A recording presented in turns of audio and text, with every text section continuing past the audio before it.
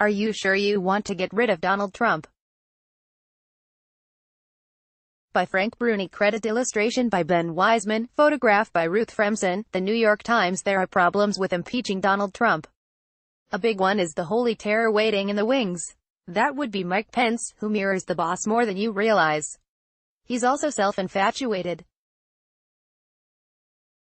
Also a bigot. Also a liar. Also cruel.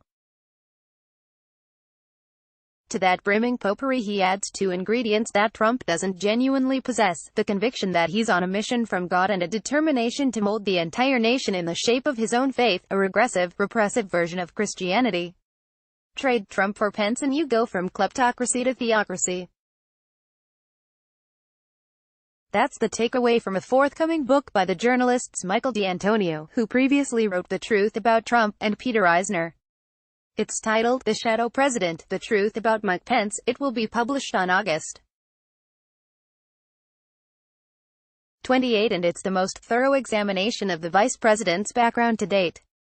I got an advance look at it, along with a first interview about it with D'Antonio, and while it has a mostly measured tone, it presents an entirely damning portrait of Pence. You've seen his colors before, but not so vividly and in this detail.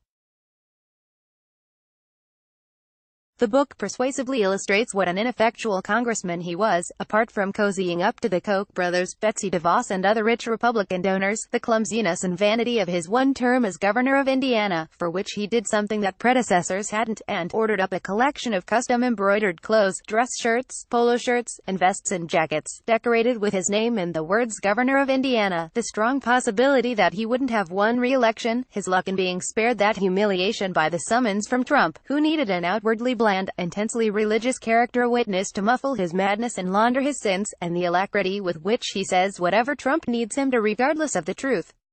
In Pence's view, any bite marks in his tongue are divinely ordained. Trump wouldn't be president if God didn't want that. Pence wouldn't be vice president if he weren't supposed to sanctify Trump. And his obsequiousness is his own best route to the Oval Office, which may very well be God's grand plan. People don't understand what Pence is, D'Antonio told me. Which is a religious zealot, and D'Antonio said that Pence could end up in the White House sooner than you think. In addition to the prospect of Trump's impeachment, there's the chance that Trump just decides that he has had enough. I don't think he's as resilient, politically, as Bill Clinton was, D'Antonio said. He doesn't relish a partisan fight in the same way. He loves to go to rallies where people adore him. There's no deeply felt policy vision or sense of duty to sustain him through the investigations and accusations. If the pain is great enough, D'Antonio said, I think he'd be disposed not to run again, so it's time to look harder at Pence. The shadow president does. It lays out his disregard for science, evident in his one-time insistence that smoking doesn't cause cancer, and a belief that alarms about climate change were a secret effort to increase government control over people's lives for some unstated diabolical purpose, according to the book. It suggests callousness at best toward African Americans. As governor, Pence refused to pardon a black man who had spent almost a decade in prison for a crime that he clearly hadn't committed. He also ignored a crisis, similar to the one in Flint, Michigan, in which people in a poor, largely black Indiana city were exposed to dangerously high levels of lead.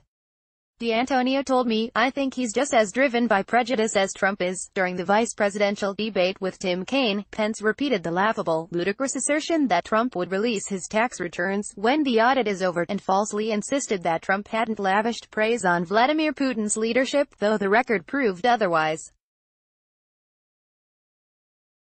Image credit Thomas Dunn Books. Book says that in a high-level briefing about Russian interference in the 2016 election, Pence was told that intelligence officials hadn't determined whether that interference had swayed the results. He then publicly claimed a finding of no effect. At Trump's urging and with taxpayer money, he and his wife, Karen, flew to a football game in Indianapolis just so he could make a big public gesture of leaving in protest when, predictably, some of the players took a knee during the national anthem. And, following Trump's lead, he rallied behind the unhinged former Arizona Sheriff Joe Arpaio. In a speech he called Arpaio a tireless champion of the rule of law. This was after Arpaio's contempt of court conviction for ignoring a federal judge's order to stop using illegal tactics to torment immigrants. The conservative columnist George Will seized on Pence's speech to write that Pence had dethroned Trump as America's most repulsive public figure. You can thank Pence for DeVos. They are longtime allies, going back decades, who bonded over such shared passions as making it okay for students to use government money, in the form of vouchers, at religious schools. Pence cast the tie-breaking vote in the Senate to confirm her as Education Secretary. It was the first time in history that a vice president had done that for a cabinet nominee. Fiercely opposed to abortion, Pence once spoke positively on the House floor about historical figures who actually placed it beyond doubt that the offense of abortion was a capital offense, punishable even by death.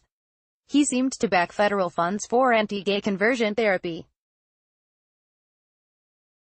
He promoted a constitutional amendment to ban same-sex marriage. He is absolutely certain that his moral view should govern public policy, D'Antonio told me. D'Antonio then recounted two stories that he heard from college classmates of Pence's after the book had gone to bed, so they're not in there. One involved a woman in Pence's weekly college prayer group. When she couldn't describe a discrete born-again experience, he lectured her on her deficiencies as a Christian and said that she really wasn't the sort of Christian that needed to be in this group, D'Antonio said. Another involved a college friend of Pence's who later sought his counsel about coming out as gay. D'Antonio said that Pence told the friend, "You have to stay closeted, you have to get help, you're sick and you're not my friend anymore." According to D'Antonio's book, Pence sees himself and fellow Christian warriors as a blessed but oppressed group, and his hope for the future resided in his faith that, as chosen people, conservative evangelicals would eventually be served by a leader whom God would enable to defeat their enemies and create a Christian nation. I asked D'Antonio the nagging, obvious question, is America worse off with Trump or Pence? I have to say that I prefer Donald Trump, because I think that Trump is more obvious in his intent, he said, while Pence tends to disguise his agenda. D'Antonio then pointed out that if Pence assumed the presidency in the second half of Trump's first term, he'd be eligible to run in 2020 and 2024 and potentially occupy the White House for up to 10 years. Heaven help us. Follow the New York Times opinion section on Facebook and Twitter, @NightOpinion, and sign up for the Opinion Today newsletter. Frank Bruni has been an op-ed columnist since June 2011. His columns appear every Sunday and Wednesday. He joined the Times from the Detroit Free Press in 1995, and is the author of 3 New York Times bestsellers, @Frank Bruni Facebook.